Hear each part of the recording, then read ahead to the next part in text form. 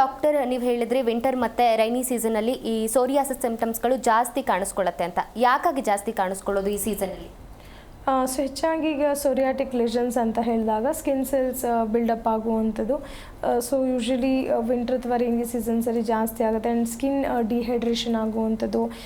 So ಚರ್ಮ normal ಟೆಕ್ಸ್ಚರ್ನ ಕಳ್ಕೊಂಡ್ಬಿಡುತ್ತೆ. And ಇದರಿಂದ ತುಂಬ ಸಿವಿಯರ್ ಡ್ರೈನೆಸ್ ಆಗುವಂಥದ್ದು, ಚರ್ಮ ಗಟ್ಟಿ ಆಗುವಂಥದ್ದು. ಸೊ ಅದರಿಂದ ಪುಡಿ ಪುಡಿಯಾಗಿ ಉದುರುವಂಥದ್ದು ಇರ್ಬೋದು, ಅಥವಾ ಸೊ ಅಲ್ಲೇ ಗಟ್ಟಿಯಾಗಿ ಫಾರ್ಮೇಷನ್ ಆಗಿ ಕುತ್ಕೊಳ್ಳುವಂಥದ್ದು ಇರ್ಬೋದು.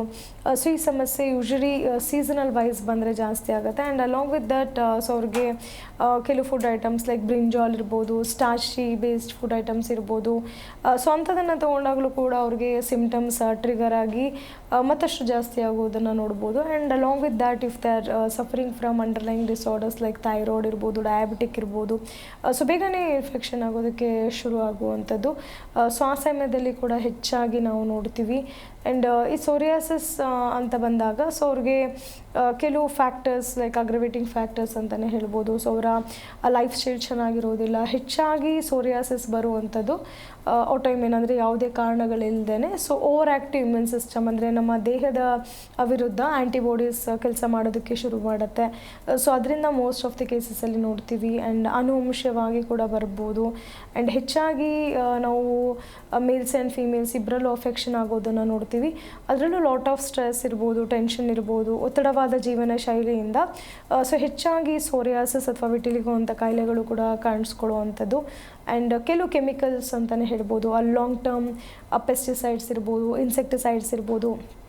ಸೊ ಇದ್ರ ಜೊತೆ ಕಾಂಟ್ಯಾಕ್ಟ್ ಬಂದಾಗಲೂ ಕೂಡ so as a result psoriasis ಕಾಣಿಸ್ಕೊಳ್ಳುವಂಥದ್ದು. ಆ್ಯಂಡ್ ಆರ್ಸೆನಿಕ್ ಇರ್ಬೋದು, ಲೆಡ್ ಪಾಯ್ಸನಿಂಗ್ ಇರ್ಬೋದು. ಸೊ ಅದರಿಂದ ಕೂಡ ಸೋರಿಯಾಸಿಸ್ ಮತ್ತಷ್ಟು ಟ್ರಿಗರ್ ಆಗಿ ಹೆಚ್ಚಾಗ್ಬೋದು. ಸೊ ಕೆಮಿಕಲ್ಸ್ ಥ್ರೂ ಕಾಂಟ್ಯಾಕ್ಟ್ ಬಂದಾಗ. ಆ್ಯಂಡ್ ಫ್ಯಾಮಿಲಿ ಹಿಸ್ಟ್ರಿ ಇದ್ದಾಗ ಕೂಡ ಹೆಚ್ಚು, ಅಥವಾ ಪ್ರೆಗ್ನೆಂಟ್ ಲೇಡೀಸ್ ಇರ್ಬೋದು. ಸೊ ಇನ್ನು ಮಕ್ಕಳಲ್ಲಿ ಕೂಡ ನಾವು ನೋಡ್ತೀವಿ.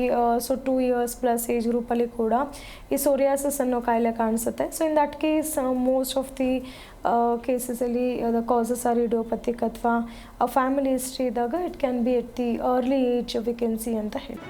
ಜಿ ಕನ್ನಡ ನ್ಯೂಸ್ ಈಗ ನಿಮ್ಮ ಮನೆಯಲ್ಲೇ ನೋಡಿ. ಎಲ್ಲ ಕೇಬಲ್ಗಳಲ್ಲಿ ಈಗ ಲಭ್ಯ.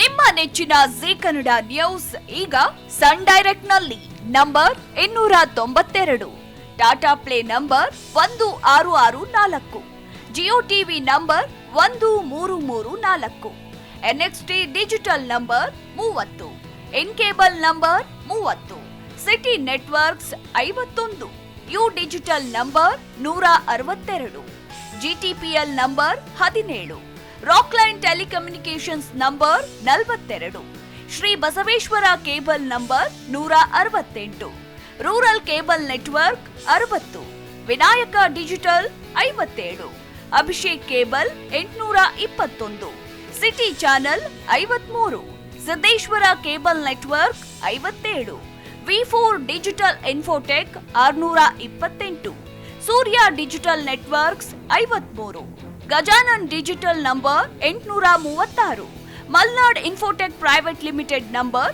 56, metrocast number 830, victory digital number 167ರಲ್ಲಿ ನೋಡಿ ಆನಂದಿಸಿ.